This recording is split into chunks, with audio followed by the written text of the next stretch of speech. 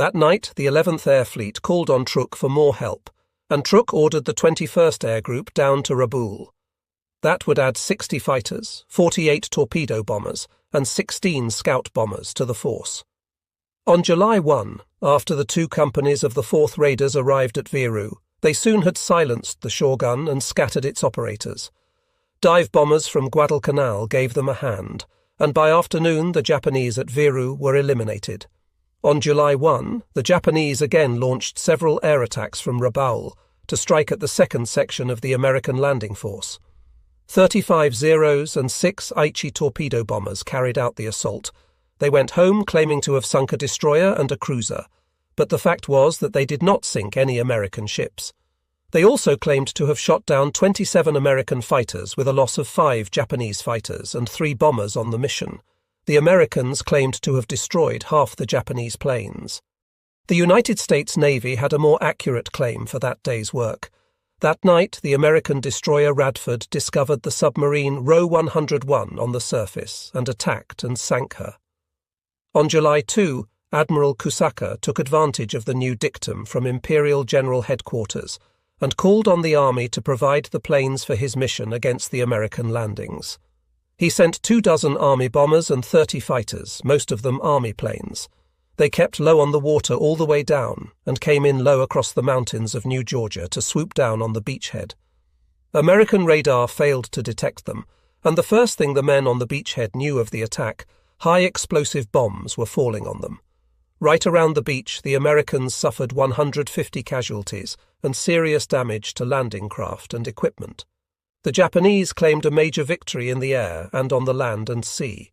9 American fighters shot down and 3 probables, and no damage to the Japanese Air Force. That night, the cruiser Yubari and 6 destroyers moved south through the slot, with an air cover, and attacked the Rendova beachhead. Their intelligence was faulty, however, and near the shore most of the shells fell in the jungle beyond. 3 American PT boats were out that night, but they were quarry, not hunters. The destroyer commander herded them into a circle and prepared to gun them down. They saved themselves by making smoke and sneaking out of the circle to safety, firing 6 torpedoes without effect. Early on the morning of July 2 at Rabaul, General Imamura sent a helpful suggestion to Admiral Kusaka. Why did the Naval Air Force not launch a massive attack against the shipping in Rendova Bay to destroy it in situ and thus isolate the west side waterway and make it impossible for the transports to move? An ambush was what was wanted. There was just one problem with that suggestion, that was, how was it going to be accomplished? The Japanese Naval Air Force was having a hard enough time just making normal attacks. The Americans obviously had air superiority and naval superiority over the island, and about 3,500 troops ashore at that time. There still were not enough planes available for the sort of operation the general wanted. Despite the cooperation between Army and Navy, the Army was extremely sparing in its allocation of aircraft to meet Admiral Kusaka's requests. That morning at Rabaul, General Imamura paid a call on Admiral Kusaka, and they agreed together that the suggestion was eminently sound, given thorough cooperation, and in their enthusiasm suggested that the chances were 10,000 to 1 that it would succeed. If it did not succeed, then they would have to give serious consideration to new strategy, but the blame inherently would be shared equally. At about this same time, Admiral Halsey at Noumea was making some command decisions as well.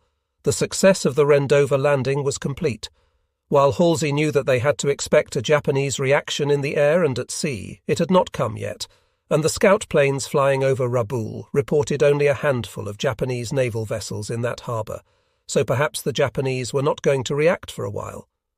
Once the troops were on the ground in the Central Solomons, command passed from Admiral Turner to Army Major General John H. Hester. Admiral Halsey ordered him now to move against Munda on July 5. Meanwhile, Marine Colonel Harry Liversedge had been ordered to move up with 2,600 troops to occupy Rice Anchorage on the northwest shore of New Georgia, opposite Kolombangara Island. The purpose of this move was to forestall any attempt by the Japanese to reinforce the Munda area from the Kolombangara base at Vila. These troops were to move on the night of July 4, so were the Japanese troops who were coming down to reinforce Munda. Hence, 3 days after the Allied invasion of the Central Solomons, the stage was set for a major confrontation. At Siggy Point, before nightfall on June 30, the United States Navy Seabees began working in the rain to build that airstrip. Admiral Halsey wanted the airstrip, and he wanted it in a hurry. They had a 2-week deadline, so neither bombing nor bad weather stopped their work for long. On June 30, Rendova Harbour, beneath the 3,400-foot mountain, became a busy advanced base for the PT boats. Lieutenant Commander Robert B. Kelly set up the base, and the troops lived and worked in the rain. On July 1 it rained all day. The men rose after a night of rain that poured into their pup tents and foxholes to build new foxholes and re-establish their tents. The roads left by the Japanese and the planters of the past had turned into sticky masses of mud, and even these were completely blocked most of that first day.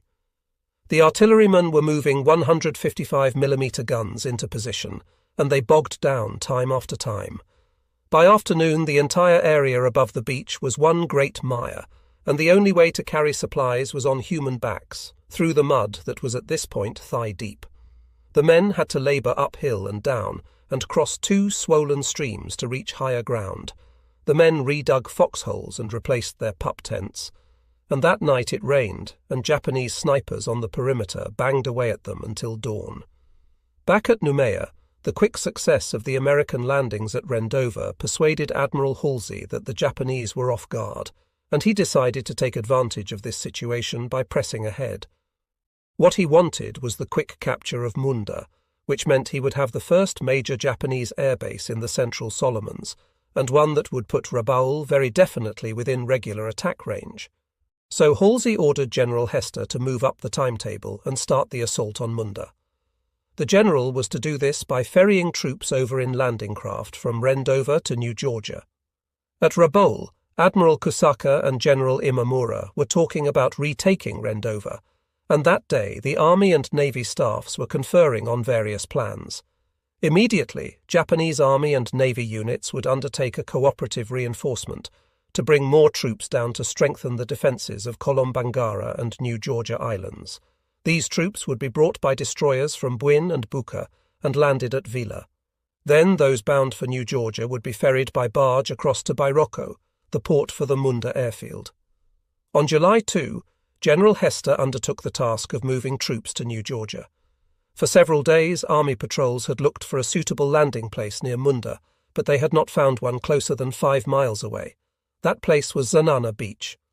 The real problem was that by landing there, the Army troops would have to make their way through 5 miles of jungle before they could attack. 5 miles of jungle threatened to be hard on field guns and heavy equipment, just how hard Admiral Halsey did not quite realise. The landings at Zanana began on July 2 and continued, as the United States Army infiltrated men through in small boats and in small numbers. It was no way to move any but highly trained raider battalions in the South Pacific jungles. Meanwhile, Admiral Halsey had learned that the Army troops threatened to bog down. He had assembled a force of 2,600 men under Marine Colonel Harry Liversedge, and they were assigned to move to Rice Anchorage, across the strait from Vila, and there to block off any Japanese attempts to reinforce the Munda area from Vila, the Kolombangara base.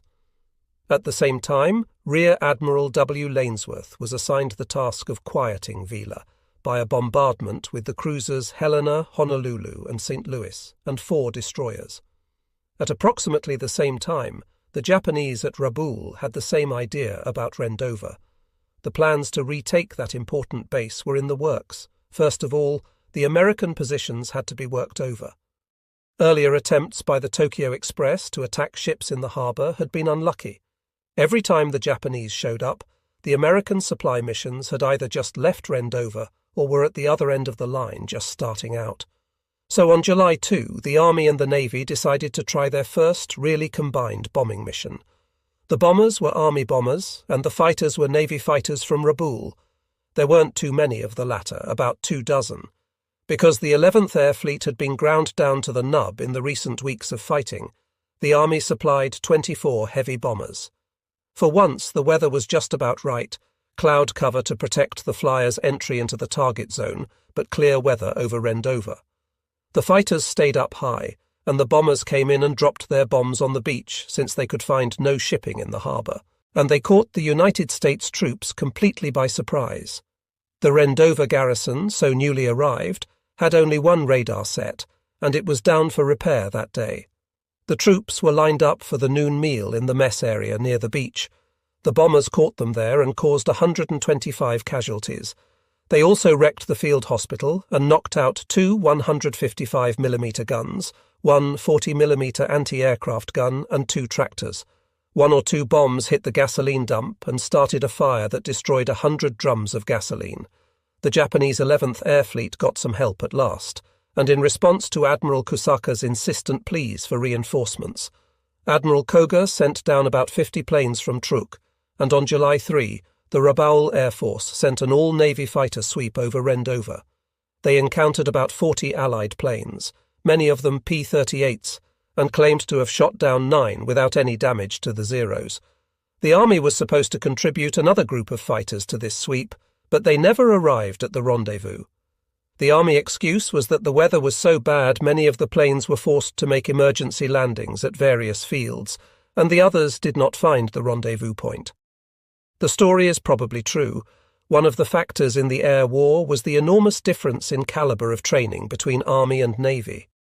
The Army pilots were perhaps expert at low-level troop support, but they had little experience and not much apparent taste for the traditional fighter sweep, and because island defence had originally been assigned to the Navy, the Army bombers had little practice in conducting long-distance flights.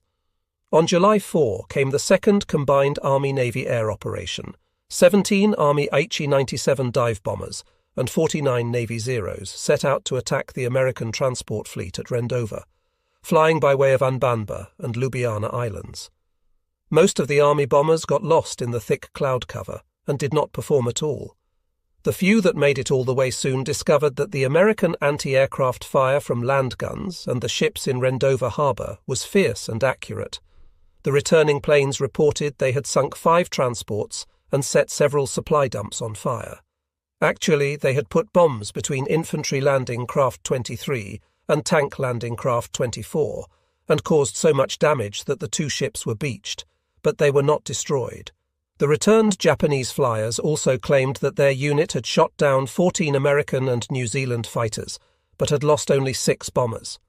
The Army's official account of the action credited the 6 as jibaku, self-termination explosions, which could mean that those pilots chose to dive on an objective when their planes were damaged, or could have simply been an honorific way of accounting for the loss of the bombers.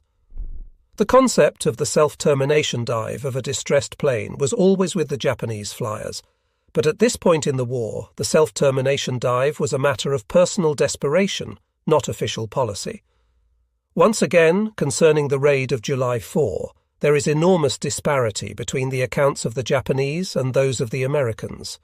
Brigadier General Francis P. Mulcahy, commander of the New Georgia Air Force, which was just setting up shop at Rendova, claimed that the United States anti-aircraft guns knocked down 12 twin-engine bombers with the expenditure of only 88 rounds of ammunition.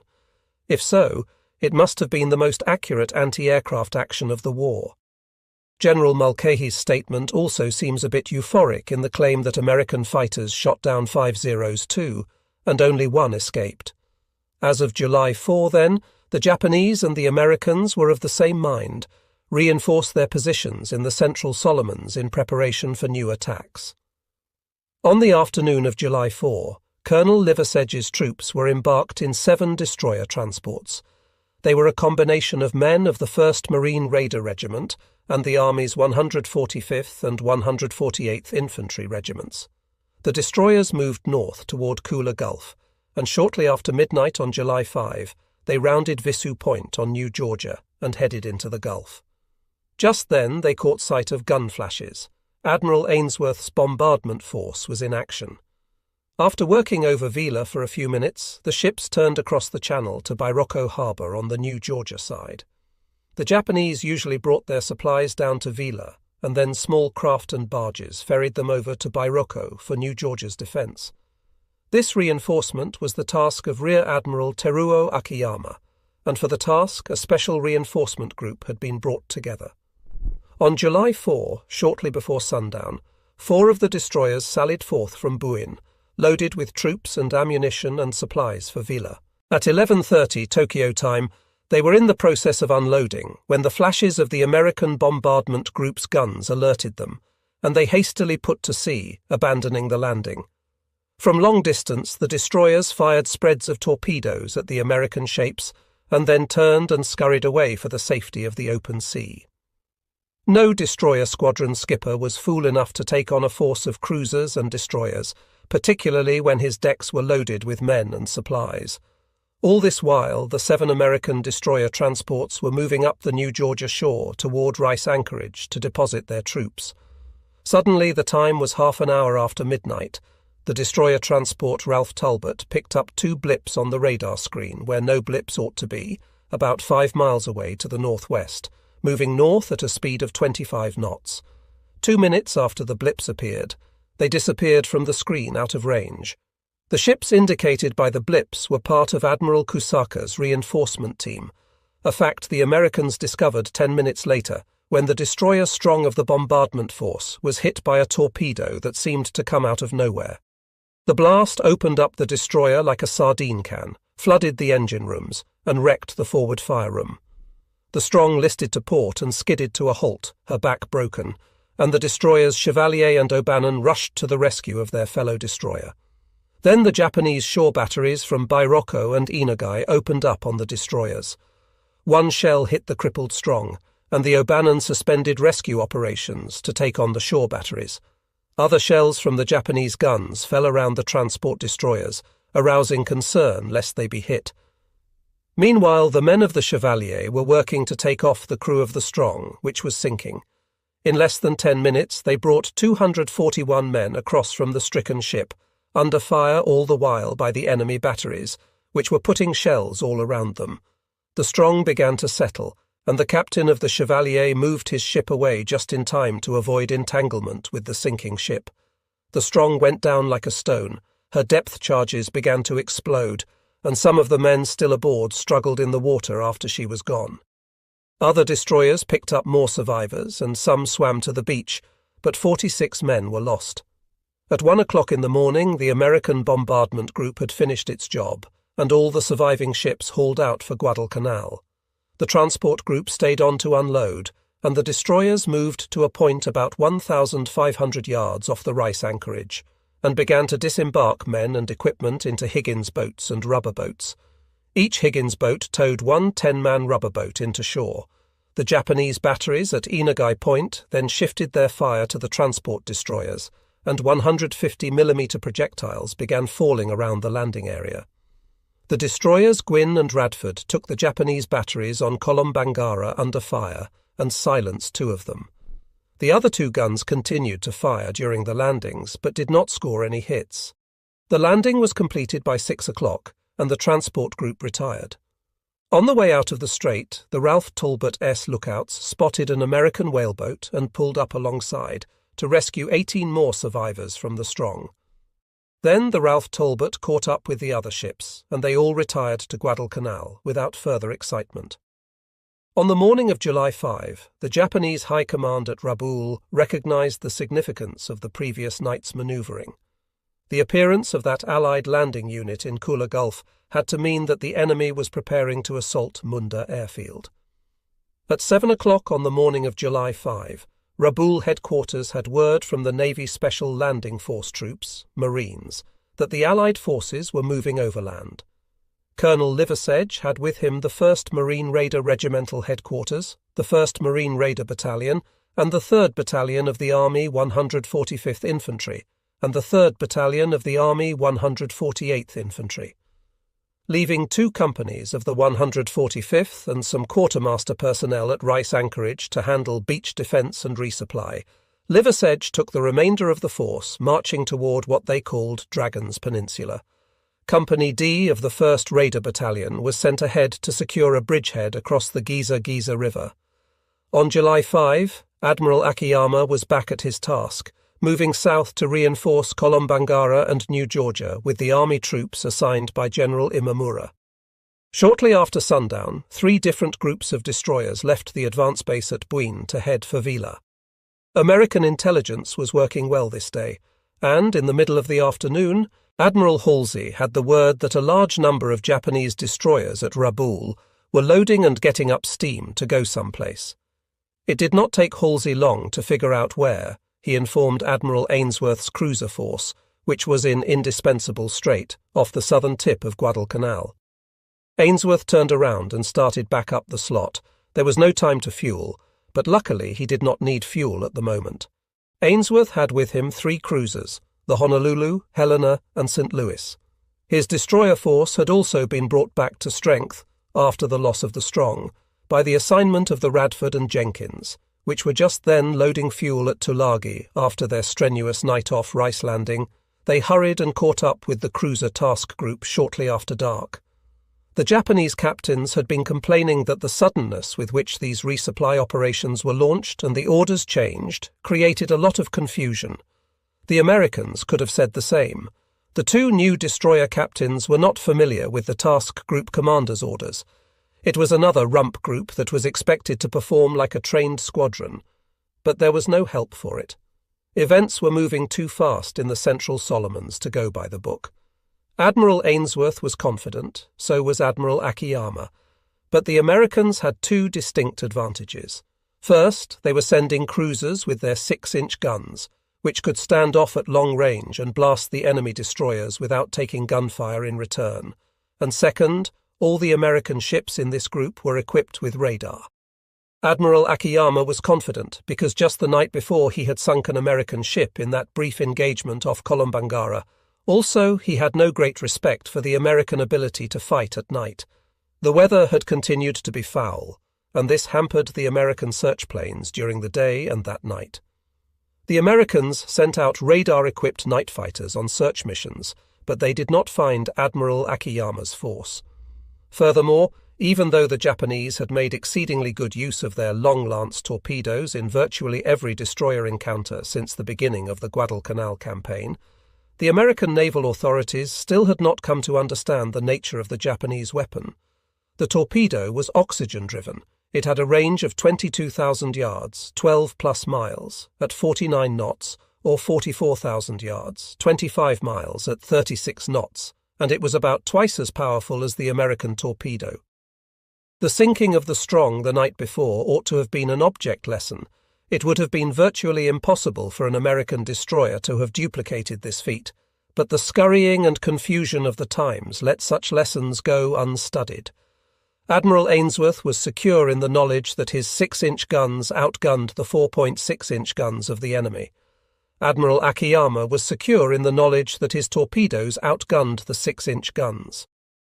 Just after midnight, which made the date July 6, Admiral Akiyama detached the destroyers Mochizuki, Mikazuki, and Hamakaze to hug the coast of Kolombangara and head for Vila.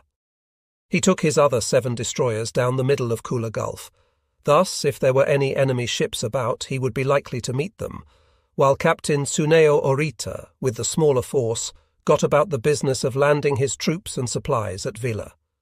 As the Japanese group began to split, the blips showed up on the radar screen of Admiral Ainsworth's flagship, the Honolulu.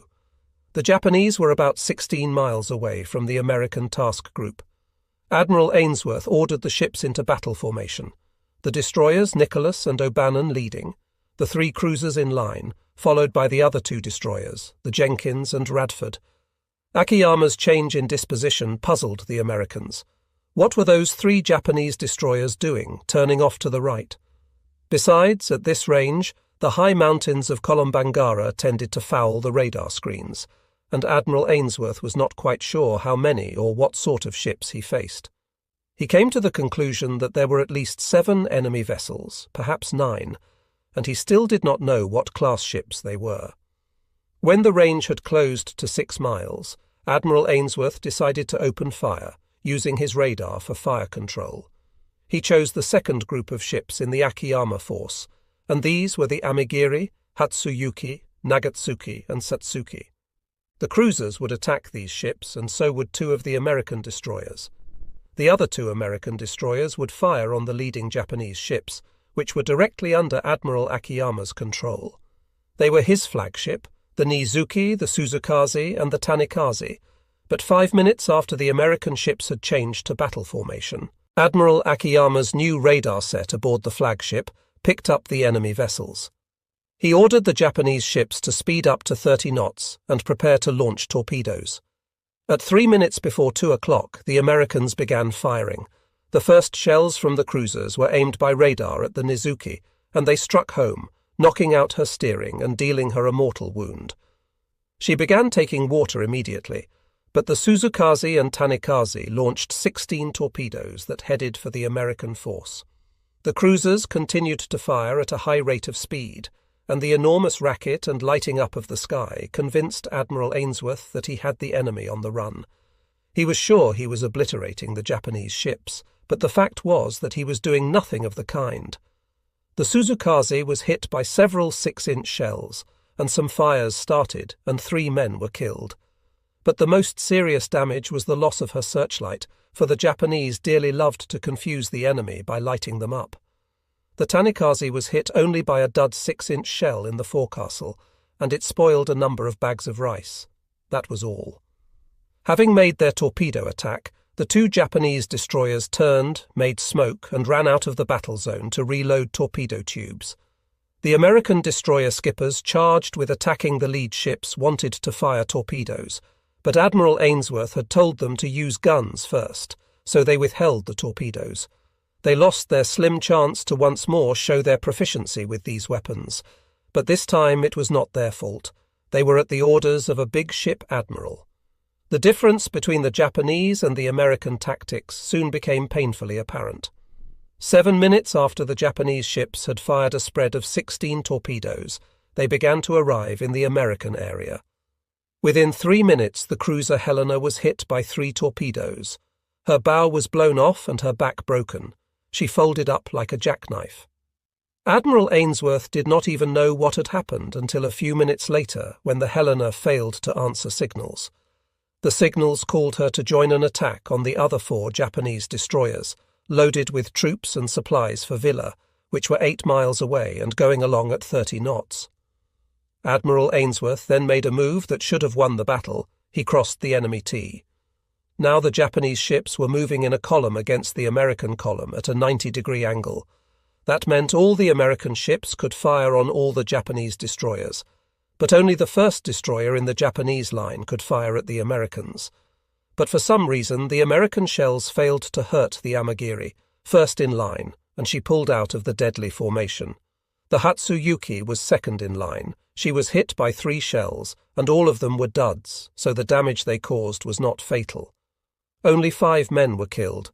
The worst problem was the destruction of the bridge steering station, which forced the captain to switch to emergency steering. He ordered the Hatsuyuki out of line, the line broke, and the Japanese destroyers scattered to head for Vila. At this point, the American ships lost track of the Japanese, and so the engagement ended. Admiral Ainsworth had the impression that he had sunk several ships and damaged others, and that the Japanese were in flight back toward Rabaul. Therefore, it did not occur to him to go poking around Vila, where he would have found them. He detailed the destroyers Nicholas and Radford to rescue survivors of the Helena and headed back toward Tulagi. It was just as well that he had not gotten into a new fight with the Japanese. His cruisers were nearly out of ammunition and could not have fired more than 10 shots from each gun. The Helena, having taken 3 torpedoes, began to sink just as a 4th torpedo hit. That one was a dud, but it didn't matter, for the Helena was just then going down, her bottom ripped apart and her bow broken off. She went down in 1,800 feet of water. The Japanese destroyers Suzukaze and Tanikaze, which had retreated to a safe distance from the American cruisers to reload torpedoes, finished that job and turned to come back into the fight. But by the time they returned to the battle zone, all was quiet on the surface of the sea. The Japanese destroyer captains looked around, saw nothing, and headed back for Buin. The troop-carrying destroyers stopped at Vila as they were supposed to do, and unloaded 1,600 Japanese troops and ammunition and supplies for the garrisons and for Munda. Only the Nagatsuki got into trouble, cutting across the familiar waters to reach Vila more quickly. she ran into something unfamiliar. A reef. She ran hard aground on the reef. The Satsuki tried to tow her off, but it was no go, whereas the Nagatsuki sat, stuck fast on her reef. The Amagiri stopped long enough to pick up survivors of the sunk Nizuki, and then caught sight of the Nicholas and Radford, which were rescuing Helena survivors. The Americans were already watching Admiral Akiyama's ships on their radar and plotting attack figures. The Japanese Amagiri fired torpedoes, so did the American Nicholas. None of them struck home. The American destroyers, aided by their radar, began firing their guns, and one shell exploded in the radio room of the Amagiri and did other serious damage. The Japanese skipper decided he was at too much of a disadvantage and sped off toward home, leaving some 300 survivors of the Nizuki to make shore alone or drown. Among those lost was Admiral Akiyama. The Amagiri made smoke as she left the scene, and the Americans decided she was mortally wounded. Two of the Japanese troop-carrying destroyers chose to go out Blackett Strait and moved around the far side of Kolombangara to get home safely. But the Mokizukt's captain, assuming that the action was over and the Americans had retired south, decided to hug the coast of Kolombangara on the Kula Gulf side and was picked up by the radar of the Nicholas and Radford as they were continuing the rescue of the Helena crewmen. For the second time they left the scene and sought battle with the Japanese. Both sides fired, but no damage was done. The Japanese ship retired in a cloud of smoke, which convinced the Americans that she was hard hit. As the morning grew bright, the captains of the Nicholas and Radford began to worry about a Japanese air attack and left the scene of the Helena sinking for Guadalcanal and safety. 4 boats stayed behind to continue rescue. The Japanese planes came, and so did the American planes. When they got to the scene of the battle, all they saw were the whaleboats moving around in the oily waters above the Helena and the Nagatsuki hard aground on her reef off the Kolombangara coast. The Japanese were heavily outnumbered, 39 American planes to their 7 Zeros, but they tried to protect the Nagatsuki. They fought hard. The odds were great, but in a way they succeeded, because while the Americans claimed to have shot down 4 of the Zeros, they did not manage to destroy the Nagatsuki. That accomplishment was left to a flight of B-29 medium bombers, which arrived in the afternoon when no Japanese air cover was present. The B-25s bombed very effectively, setting the ship afire in several places. That evening her magazines went up and the Nagatsuki was a wreck. The remains of the crew, who had stood off the morning attack with their anti-aircraft weapons, left the ship and went ashore to join their fellows on the overland trip through the jungle of Kolombangara to Vila. So the battle the Americans called the Battle of Kula Gulf came to an end. The Americans claimed a victory, misreading great plumes of smoke for ships that were burning. The Japanese said only that the results of the battle were indeterminate. The battle was reminiscent of another, the Battle of Tassafaronga.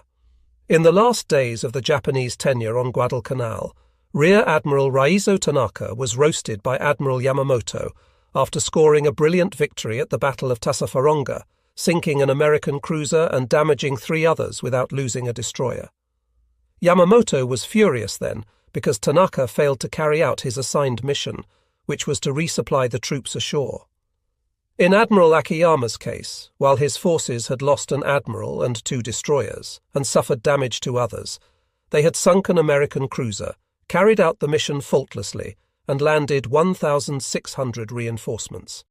So by the hard standards of the Japanese High Command, the late Admiral Akiyama had to be given credit for victory at Kula Gulf. The Japanese naval and army commands at Rabaul had been taken completely by surprise by the Rendova landings. The main reason for the surprise was the speed with which the Americans were able to act. The Japanese simply had underestimated the enemy and for a time longer continued to do so. The failure was largely that of the army. The Japanese Navy had been taught by Admiral Yamamoto to respect American productivity, and the Battle of Midway had erased any doubts in the minds of his adherents. They were still the men in control of the combined fleet, but just now, in the early period of the cooperative operations by Army and Navy in the South Pacific, they were not prepared for the sort of land action that the Americans were ready to undertake. Nor would it have made any difference, because the Army did not take advice from the Navy. The size of the Japanese garrison on Rendova, just about 300 men in total, was an indication of the degree of the surprise. From some of the captured diaries of Japanese soldiers and sailors came glimpses of the views of the men in the field. They wondered privately why they were not reinforced. The main reason was that Army and Navy could not decide what was to be done by whom.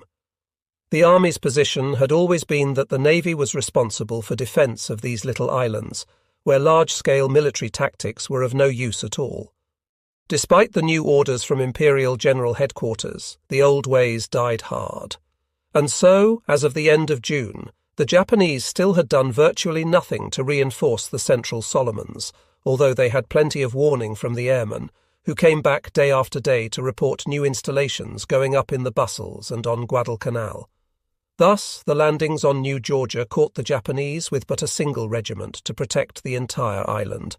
And of course, General Sasaki chose to concentrate most of this force at the northern end of the island, in the Munda airfield perimeter, because, as everyone knew, this was the vital point of the island and the key to defence of the Central Solomons. With the landings at Rendova, General Sasaki warned Rabaul that the enemy would move swiftly against New Georgia and asked for reinforcements. They had been coming, but more slowly than he would like, and because of the nature of the ports on Kolombangara and New Georgia, most of the troops were brought first to the Vila base on Kolombangara. That island possessed 3 piers capable of handling seagoing vessels. Vila's was by far the best, and the only one capable of taking a destroyer. New Georgia had 2 piers, only one of them truly useful for supply, and that at Bairoko Bay. Thus, Colonel Liversedge's mission to capture that area was extremely important to the success of the Allied cause. Colonel Liversedge's jungle fighters, Marine and Army, were called the Northern Landing Group to differentiate them from General Hester's troops who had crossed to New Georgia via the narrow strait from Rendova and were making their way laboriously across country. The Northern Landing Group had bivouacked on the bank of the Giza River on the night of July 5, and early the next morning they crossed the river and began moving toward the Tomoko River, their next natural obstacle. Both crossings were difficult because the constant rain of the past 2 weeks had made torrents of streams that in other times of the year were down to the creek level. The land was mostly swamp, and where there was hard ground it was no longer hard but sticky mud. The 3rd Battalion of the 148th Infantry was diverted to move toward the Munda Bairoko Trail, and there to set up a trail block. That barrier should keep the Japanese from bringing any reinforcements or supplies overland to the airfield at Munda from Vila. The main body then continued along the trail to Enogai Inlet. At this inlet, Colonel Liversedge expected to meet the Japanese. Already a bombing raid on the Japanese garrison at the inlet had been staged from Guadalcanal to support the overland operation. Just about 8 miles away as the crow flies, but 8 miles of rugged mountain territory covered with thick jungle, General Hester's troops were not doing very well. They had the advantage of the heavy artillery back on Rendova, but in the jungle this was not as much help as it might have been elsewhere. The Japanese defenders, well-trained troops of the 229th Regiment, had dug in along the Sho River, not far from Zanana. The Japanese watched the movement of the Americans for several days, beginning on July 2, and estimated that they had brought 11,000 troops to the island, but the Americans did not launch the attack that was expected. Instead, they too dug in along the Sho River, closer to the mouth. The Japanese plan called for attack on July 7. At that point, the American 172nd Regiment combat team was on the left, and the 169th Infantry Regiment was on the right. As the Americans moved toward the Bairoko River, the Japanese gave ground slowly. They made excellent use of the jungle and seemed to have snipers everywhere. Actually, this whole defence against General Hester's large force was carried out by the 11th Battalion of the 229th Infantry Regiment, less than 1,000 men. In the evenings, they infiltrated the American lines and carried out what they called Shintojorankodo, literally, infiltration commotion action. According to the official Japanese war history, the operations here were extremely successful, far more than they had been against the Marines on Guadalcanal. The Japanese troops crawled through the jungle like crabs, making rustling noises in the jungle. They made animal noises and gave bird calls to unnerve the Americans. They attacked foxholes screaming like idiots, and once inside the American perimeter, they rushed about stabbing and strangling the soldiers in their foxholes until cut down. They used many flares to signal each other, not only for informational purposes, but for the psychological effect they had on the enemy. By July 8, they felt that they had succeeded, and that the Americans were extremely edgy, and their morale damaged badly enough to affect their fighting capability. How right they were. The Americans got virtually no sleep for 3 nights in a row. They fired at everything that moved in the darkness, and they killed and wounded some of their own men. The Japanese record, from the after-action reports of the 229th Infantry Regiment, was extremely laconic, but also revealing, as shown by the following sample. July 6, enemy contact maintained, and on July 7 at about 8:30 a.m., the enemy commenced an advance, having been reinforced. The Japanese battalion held the trail on the right bank against the enemy. We held our own. On July 8, the enemy brought in still more troops. Mountain artillery fire fell close by our No. 1 trail, and a fierce fight developed. General Hester's advance was badly bogged down, and in 4 days his 169th Regiment had moved only 1.5 miles inland along the trail to Munda. He did not seem to be able to make up his mind about what to do with the 172nd Regimental Combat Team, so it was stalled at Zanana. Finally, the general tried to move the men of the 172nd along the coast to Liana. The Japanese soon had them pinned down too. Japanese jungle tactics had little effect on Colonel Liversedge's northern assault force, largely because the raiders had been trained to fight under just such circumstances. On July 7, the main force moved toward Maranusa Thand and got there without meeting any resistance. 20 minutes later, however, the advance unit, moving out toward Triri, ran into a Japanese patrol and killed 2 of the enemy. These were identified as naval troops, Japanese Marines, members of the Kure 5th Special Landing Force. These were the troops who served the Bairoka port, and they were fighting along with the Japanese army, but under entirely separate command and orders. Although Tokyo, Truk and Rabaul had all ordered cooperation, it just did not get down to the regimental level. All was quiet for a time, but at 1 o'clock in the afternoon firing began again, and it was apparent that the Japanese were launching an attack. When it ended, 10 Japanese were dead, including 1 officer, and the Marines had 1 prisoner, badly wounded. In that action, the Americans lost 3 men killed and 4 men were wounded. The most valuable adjunct to the action was the discovery that the officer had a map of the Japanese defense positions at Enogai and Bairoko. During the daylight hours, the Guadalcanal Air Force was giving the troops all the support it could, but most of the bombers and fighters went to General Hester's area, where the Americans were in trouble. General Sasaki had every right to be pleased with the way his small force in the Zanana area was holding the Americans. He was, in fact, impatient to be in action on a much larger scale. To his knowledge, day after day the enemy was bringing troops and armaments to Rendova, which meant the enemy strength was being multiplied several times. Sasaki was expecting new orders from Rabaul, but he did not get them. From Rabaul, he did not even get any information as to a plan to drive the Americans out of the Central Solomons, although that was the reason for which General Sasaki was brought down to New Georgia in the first place. At the moment, the Americans were not giving him a great deal of trouble. General Hester's force had proved so inept as not to require anything like his maximum effort, but he could not expect that situation to continue indefinitely. He had to expect another landing closer to Munda, and an all-out attack on Munda if he did nothing to stop it, and at the moment he did not have the resources to launch a counterattack. That night of July 7 he considered the problem and asked Rabaul for orders. While General Sasaki waited for an answer, the minor actions continued. They were little more than skirmishes by his standards. On July 8, the Japanese sent a company against the Americans at Triri, and that morning the Marines and Army troops fought 2 sharp actions. At 11 o'clock, the Japanese withdrew toward Bairoko, and the 1st Raider Battalion continued to move toward Enogai, along the west shore of the Enogai Inlet. Triri became the base of operations. The 145th Infantry's detachment established headquarters here, and Major Girardot of the Medical Corps set up his aid station here too. By mid-afternoon on July 8, it became apparent that Colonel Liversedge had made a bad guess about the terrain along the Enogai Inlet. The Japanese had no intention of letting the Americans set up shop at Triri. At 4 o'clock in the afternoon they attacked again, and this time the fighting was harder than ever. Only when a company of the 1st Raiders came up and hit the Japanese on the left flank was the issue resolved. They were the advance unit of the force that had gone toward Enogai. The 1st Raiders came back, announcing that they had reached absolutely impassable territory. It was all deep swamp. They started out again, but this time moving uphill along drier ground to the west.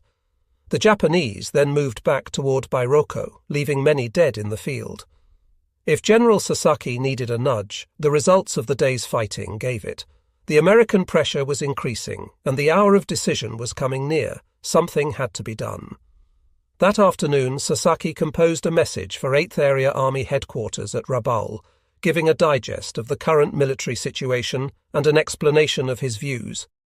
At 2:57 a.m. it was sent off, with an informational copy to the Japanese 8th Fleet. General Sasaki warned Rabaul that every day the enemy's superiority in troops and equipment became greater than his own. In fact, the longer Rabaul delayed, the more his own battle force would be dissipated, even if he won every engagement. Further, the enemy pressure was compressing the perimeter toward Munda, Bairoko, and threatened to force him to evacuate to Kolombangara. To continue to delay, he warned Rabaul, could be nothing but self-terminatory. What he requested was an early decision authorizing him to undertake a counterattack, first to destroy the northern landing group, and thus to frustrate the enemy's planned attack on Munda. He needed reinforcement by way of Kolombangara and Bairoko. He would then attack the Americans on their flank and force a major battle. If the reinforcements were forthcoming, he would undertake this action on the morning of July 9, and he expected a decision, in his favour, before nightfall.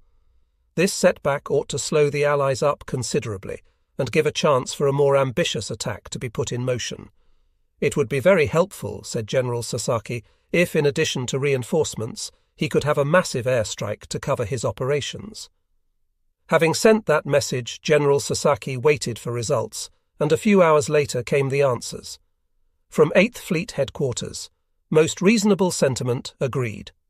From 8th Area Army Headquarters, the very best possible plan, highest confidence and expectations in the attack. Inherent in these replies were agreements to supply the support General Sasaki had requested. At that moment, General Sasaki was looking to troops of the 13th Regiment, stationed on Kolombangara. There were two plans to get them across to New Georgia. One, to bring them over via Bairoko and then overland to Munda, and two, to move them directly by barge and small boat to Munda. Moving them down south and bringing them overland from the Sho River area had one advantage. It was safer. Munda was constantly watched by the enemy, and moving them over the short route from Kolombangara to Bairoko meant the danger of running afoul of the troops landed by the Americans at Rice Anchorage. But the plan for moving the troops south, despite the fact that General Sasaki had no great fear of what General Hester might offer, presented a huge problem. The Japanese had never used the coastal road, and they simply did not know the terrain, thus although turning over plans in his mind. General Sasaki finally opted to move the troops via Bairoko, following familiar routine, but those troops must move quickly if they were to catch the enemy off guard. On the evening of July 8, then Colonel Tomonari, the commander of the 13th Regiment on Kolombangara, was informed that he was to begin sending troops across to Bairoko by barge. That night the troops moved, and by dawn 1 battalion had gone across and 2 battalions were ready to move to Bairoko. But they would not be moved until nightfall protected the small boats from the prying eyes of the Americans. That night of July 8, Colonel Liversedge had good news. Lieutenant Colonel Delbert Schultz of the Army 148th Infantry had put his troops in position in the roadblock to keep troops from coming in from Kolombangara. That was about the only good news of the day. Liversedge's force had made no progress towards Enogai because of the misreading of the terrain, no decent maps, and the Japanese harassing attacks. In the first 3 days, Liversedge had advanced 7 miles, and in the past 24 hours he had not gotten anywhere. He had run out of supplies. The only food the men found in the Japanese camp at Triri was some maggoty rice. Dr. Girardot was trying to treat the wounds of more than 20 men without adequate medicine. The need for food helped push the raiders out the next morning toward Enogai. They marched on empty stomachs. The Japanese officer's map that had fallen into their hands proved its value. They were able to bypass several Japanese defense points on the way to Enogai until they came to Leland Lagoon. At 11 o'clock they made their first contact with the Japanese, and from that point on the contact was constant. They fought all day long sporadically, trying to reach the Japanese supply dump at Enogai. They did not make it that day, and they dug their foxholes and went to sleep hungry for the second night. The 3rd Battalion of the Japanese Army 13th Infantry Regiment reached Bairoko during the early hours of July 9. The troops moved out the next morning, heading down toward Munda and Colonel Liversedge's trail block. Major Seishu Kikuda, the battalion commander, had a rude map, a woodblock print on rice paper, which gave him the information he needed. As far as the major knew, the plan was for the 13th Infantry to assemble in the plantation area about 5 miles from Munda, and from this point on July 11 to stage a major attack on General Hester's troops. Those American troops in southern New Georgia were confused and so badly beleaguered by July 8 that Admiral Turner ordered up a dawn bombardment from the guns that lined the shores of Onaivisi Island, just 3 miles away. At the same time, he sent a 60-plane bombing raid against Munda, as well as 4 destroyers to bombard the airfield area. In an hour, the 155mm howitzers on Onaivisi poured 5,800 rounds into the jungle where the Japanese were supposed to be. The destroyers used 2,300 5-inch shells against the airfields, and the bombers dropped 70 tons of bombs. The result, reported to Rabaul by General Sasaki, was 9 men killed and 10 men wounded. Back at Triri, Colonel Liversedge was not happy. The campaign was not going well, and he needed some help that he could not ask for, and his only operative radio had been crushed by a falling tree. At Guadalcanal on the night of July 9, Admiral Turner's staff figured out that there was something wrong when the hours went by, and they had no word from Liversedge. They knew Liversedge must be short of supplies. They moved to help, and on the morning of July 10 came a welcome airdrop. It consisted of K rations, chocolate, and ammunition. As soon as the bundles were picked up and opened, Liversedge rushed a detachment up toward Enogai to supply his forward troops. That morning, those hungry Marines had tightened their belts and started the attack again at 7 o'clock. They fought like hungry tigers, and by 3 o'clock in the afternoon the Japanese were driven from Enogai, and the rice warehouse belonged to the Marines.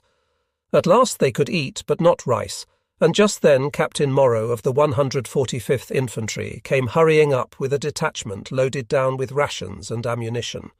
The raiders passed out the latter and dug into the former. They had been without food or water for 30 hours. Raider Captain Clay Boyd then led his D Company in a push through to Enogai Point, and as darkness came, the raiders set up a defense perimeter.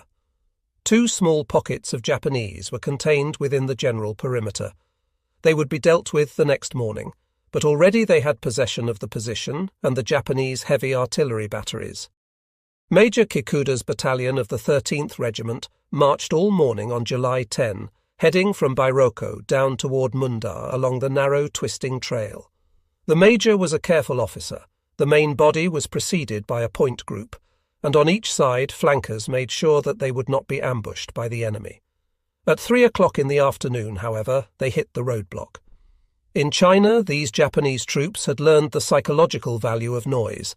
They began whooping and shouting banzais, threats and obscenities at the Americans.